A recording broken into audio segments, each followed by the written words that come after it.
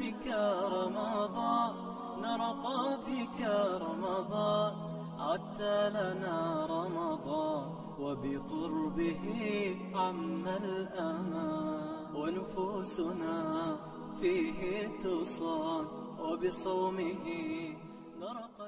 به نام عزت پاک با عرض سلام و ادب و احترام. برادر و خواهر عزیزم، همه شما را به فرارسی عید سعید فطر، عید رمضان تبریک میگویم. بگذار خداوند طاعت و عبادت‌های انجام داده ما را در این ماه قبول بگرداند و از خزینه رحمتش اجرش را به ما بدهد.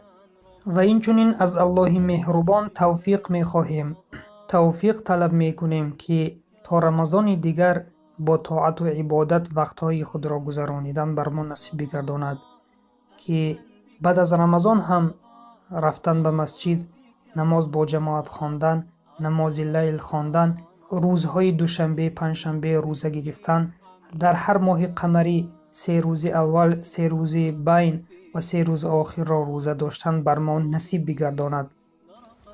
و بگذار الله مهربان اجر این وقتهایی که با ما صرف کردید و در تماشای نوارهای ما وقت را گذرانیدید، بگذار خداوند خودش اجر این را بدهد، هم به شما و هم به ما.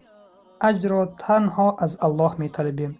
بگذار خداوند خودش از خزینه رحمتش به ما اجرش را بدهد.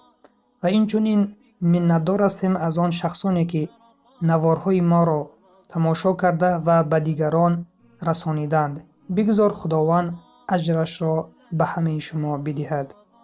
و سلام بر آن شخصانی که راه هدایت را پیشه گرفتند.